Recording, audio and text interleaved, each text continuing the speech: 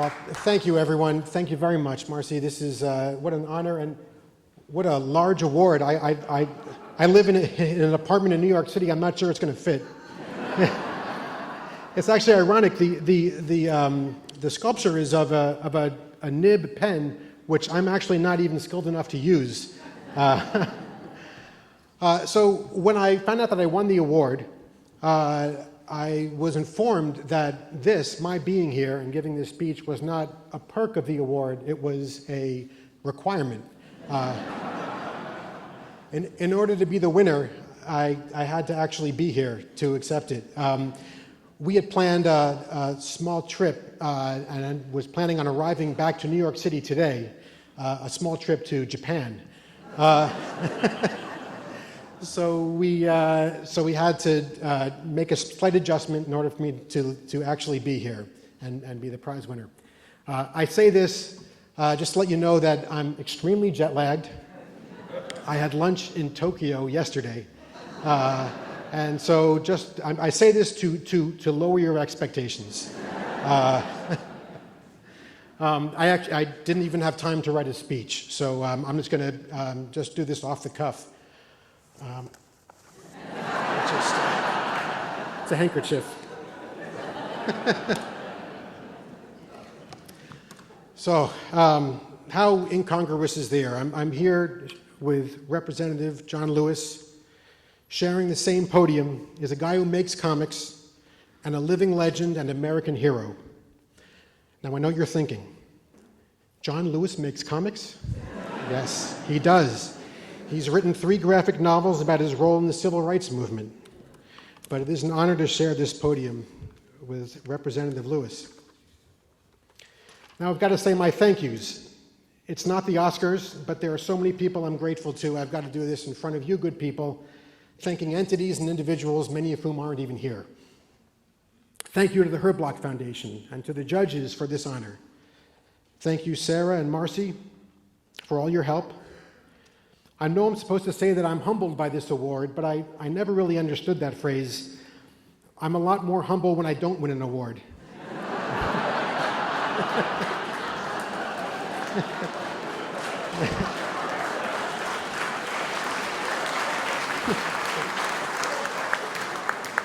Accepting this award has made me significantly less humble. Just ask my family.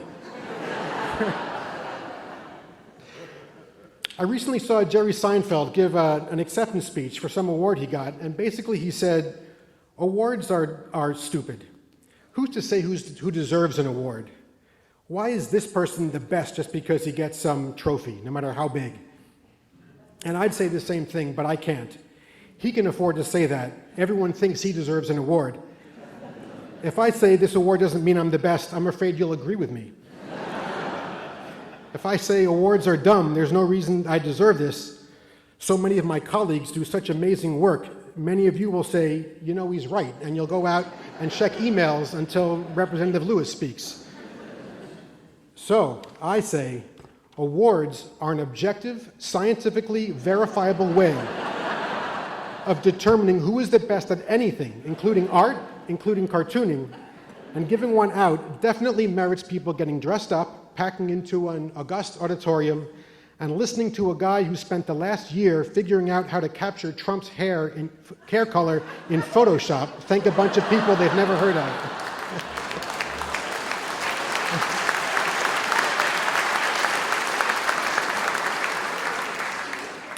So let's get on with it. I want to thank the great people at my syndicate, Andrews McMeel Syndication and Go Comics, the people I've worked with over 20 years, Lee Salem, Greg Melvin, John Glynn, Sheena Wolf. I've been full of enthusiasm, integrity, and support for me, and I thank them. I want to thank my print clients, which have entrusted valuable real estate on their newspaper pages to Tom the Dancing Bug. I just saw my former editor at the Washington Post, John Kelly, is here. A few years ago, I called him up out of the blue. I was in a few alternative news weeklies, and I asked him if he'd like to run the comic in his weekend section in the Washington Post. He looked over the samples that I'd sent to him and said, yeah, I'll do it. I was shocked it was such a simple process to get into one of the biggest and best newspapers in the country. He either saw something in the comic strip and was incredibly perceptive and decisive, or he didn't care that much. But it was a major step for the comic strip, and I thank him and all the editors of newspapers. Thank you to Boing Boing at boingboing.net. It's an amazing website that I'm thrilled every week debuts Tom the Dancing Bug online. It's just a cool place run by cool, fascinating people. I think it represents the best of the web, and I'm so proud to be the Boing Boing cartoonist. Thank you to dailycost.com, which also runs Tom the Dancing Bug online. It's a wonderful, progressive site doing important resistance work now, and has been a fantastic supporter of Tom the Dancing Bug and political cartooning generally. The Inner Hive. Guys, can I hear you? Is the Inner Hive in the house? All right. Just a few members of the local chapter came, and I appreciate it. I thank you to the Inner Hive. The transition from print to digital was treacherous, and despite all the support of the entities I just thanked, it could have killed Tom the Dancing Bug. I had painstakingly built the comic strips print client list over 2 decades, but when print budgets cratered a few years ago, the whole business model of Tom the Dancing Bug became obsolete. It took me too long to figure out how to use the internet to save the comic strip, but the very day I started the Inner Hive, the very hour, though these loyal readers did save the comic strip.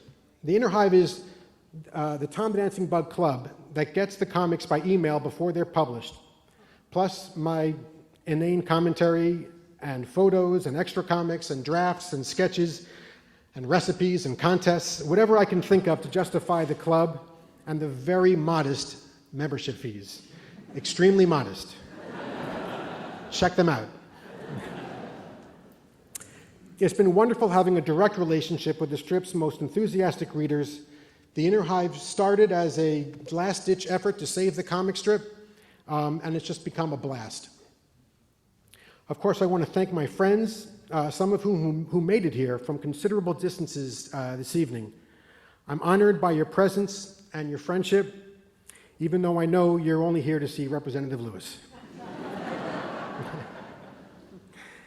And my brother Bill and his wife Sally are here from Minneapolis, which is nice because Bill was my earliest collaborator. When we were kids, we made our own fake Mad magazines. Thank you, Bill and Sally. My other brother Steve and my parents, Mickey and Arnie, couldn't be here because they were on that Japan trip with us, but they had planned a second leg of the trip to China. So they couldn't be here, and I know they wanted very badly to be here, but I thank my parents always for their support in every possible way.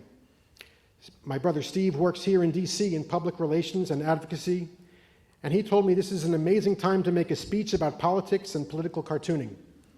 His only caveat to me was, just don't use the phrase now more than ever.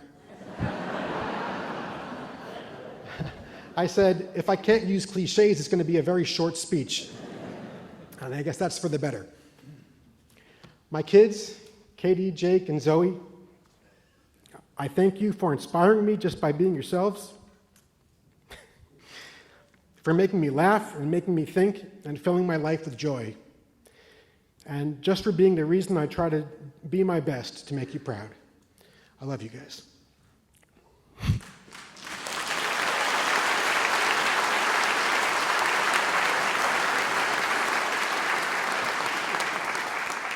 I had promised myself I would fake cry, and I'm doing it.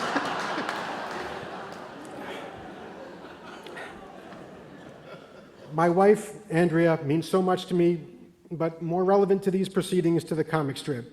A good example is the weeks before our trip to Japan, I had 2 weeks to get ahead in my comic, which for me is just about impossible. So I was totally maniacally focused on that.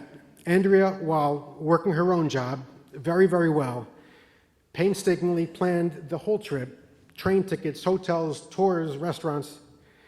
She does everything so well. I'm beyond lucky to have her by my side and on my side. Thank you, Andrew.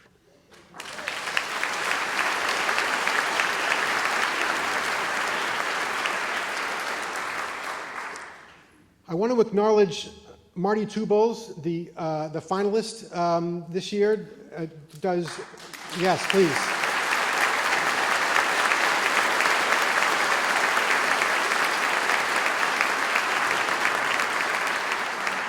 He does just wonderful work, and it is so diverse in styles and humor, and so accomplished. Congratulations to you. I actually came to this event last year as the finalist, so this is sort of a promotion. The great cartoonist Mark Fiore won the award. Mark opened his remarks by promising not to mention Trump.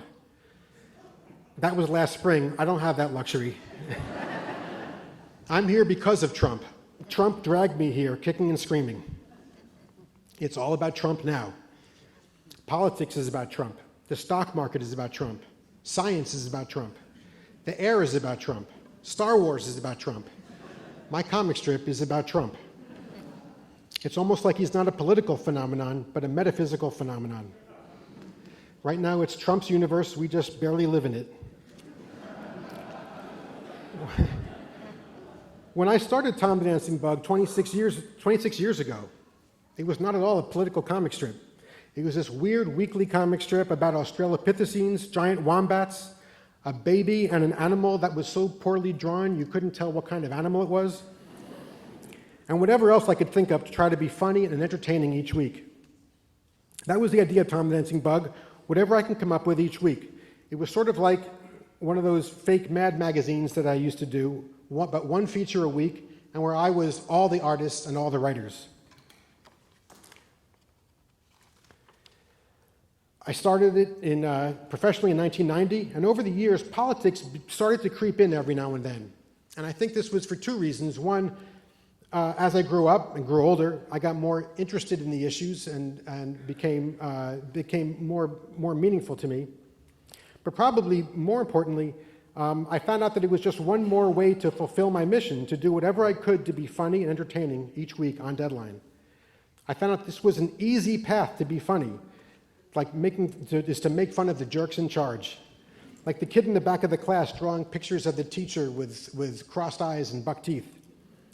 And this was the formula on which Tom the Dancing Bug gained its audience, clients, and reputation. Mostly general humor, stupid, ridiculous, absurdist humor, with a little political humor, sometimes just as stupid, every now and then. The strip started with a few alternative weeklies and eventually got such dream clients as The Village Voice, The Washington Post, The LA Times, etc. But the formula for the comic changed on 9/11. How could I draw a goofy comic strip about a robot ghost pirate the week after that happened? I live in New York City. The event was so huge and monstrous, it was all I could write about for a long time. And even as life began to return to something resembling normal, the comic never went back to less than about 33 or 55% topical, political, issue-oriented comics. And then came last spring. It was about a year ago, I saw what was happening with Trump, and I had a Tom the Dancing Bug staff meeting, which means I said to myself,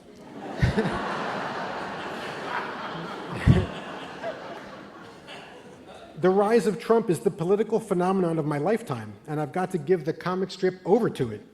Not just the primaries and general election, but Trump.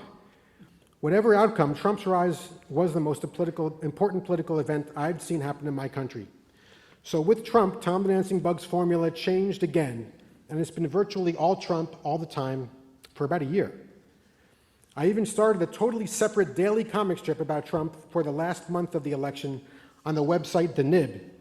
It was called Donald and John, and it was in the vein of the comic strip Calvin and Hobbes, about the adventures of little Donald Trump and his imaginary publicist, John Miller.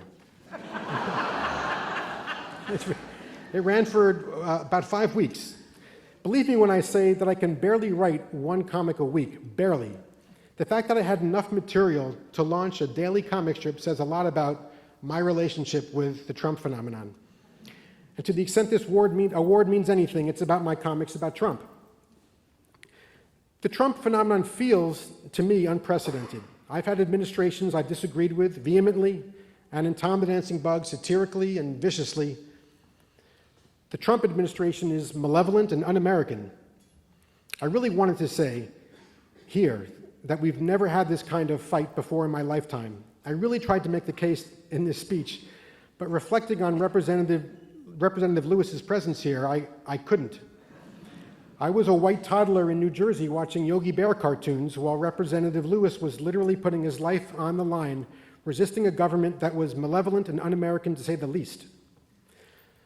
So the fight is not new, and I know making satirical comics don't even qualify as fighting.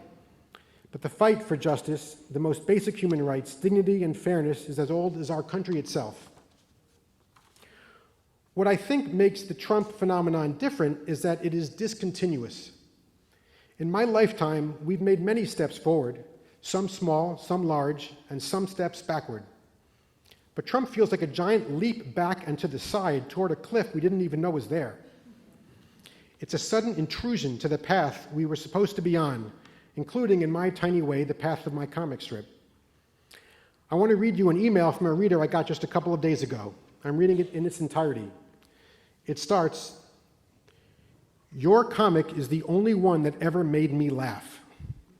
Now, I know it's self-serving to read a letter that starts that way. But because I'm newly humble, I'll point out that I know it makes no sense. Even if my comic really is that hilarious, it's impossible that it's uniquely so. It continues, "They were truly funny compared to all the others." The past tense "were" clued me in that the email was about to take a turn. "I always looked forward to Lucky Ducky, the ape guy, the God-man character." And now here it comes. "The Trump stuff you do is getting old and stale. Kind of like Saturday Night Live skits. Go back to being funny." Okay, first, I'm still mostly trying to be funny. Not in the same way, but I'm not being literally serious when I draw Donald Trump as Frankenstein's monster and Sherlock Holmes and Sully from Monsters, Inc. and Calvin and Hobbes. I did write back, uh-oh, we have a Trump supporter. I was worried about that.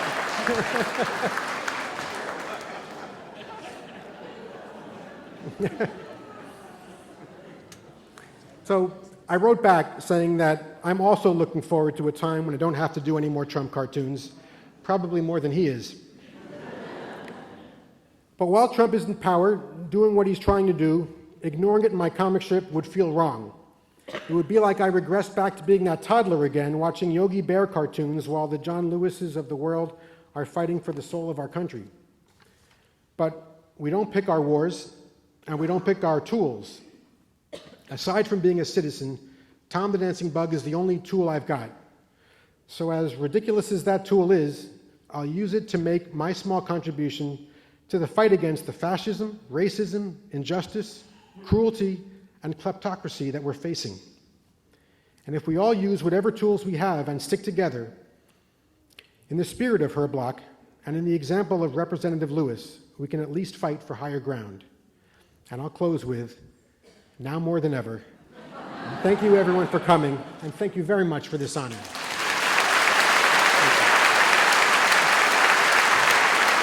Thank you.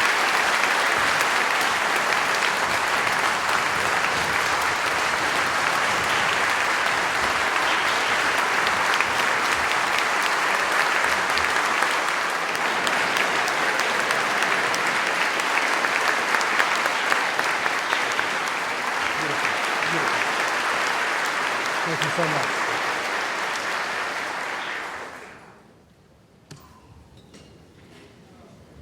Thank you, Representative John Lewis, for that inspirational, incredible speech.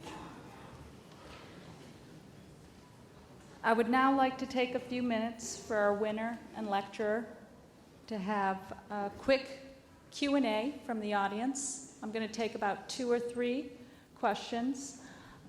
If anybody has any questions, I will call on you, and I think your mics will be on. So let me see if I can see.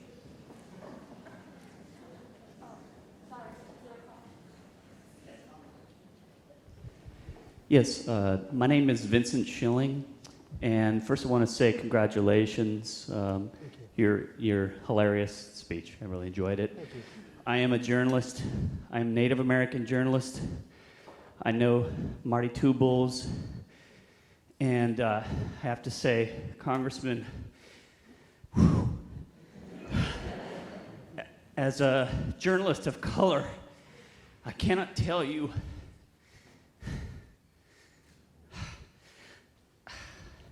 excuse me, I promised myself I would fake cry tonight. It's okay. Sorry, I stole that from you. But I cannot say what your words mean to me as a journalist. It sometimes feels like people don't hear what I'm trying to say. And the things you do, the things Marty does, and the things you say, it all came together tonight, and I will never forget this night. And I just want to say, what can I continue to do as a journalist to help spread the word? Because I'm a Native American. I'm one of the editors of the top publications for Indian country in this country, and I don't believe it. What can I do, Congressman, to carry this message forward? Thank you. I didn't mean to take too much time. It's okay. It's all right. Use your pen. Use your camera to continue to tell the truth. Continue to tell the truth.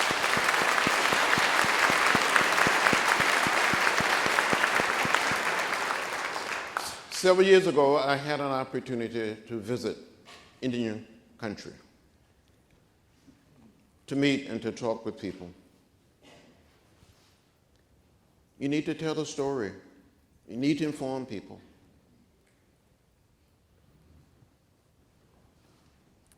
And just do it. Go for it. Get in trouble. Good trouble. Necessary trouble.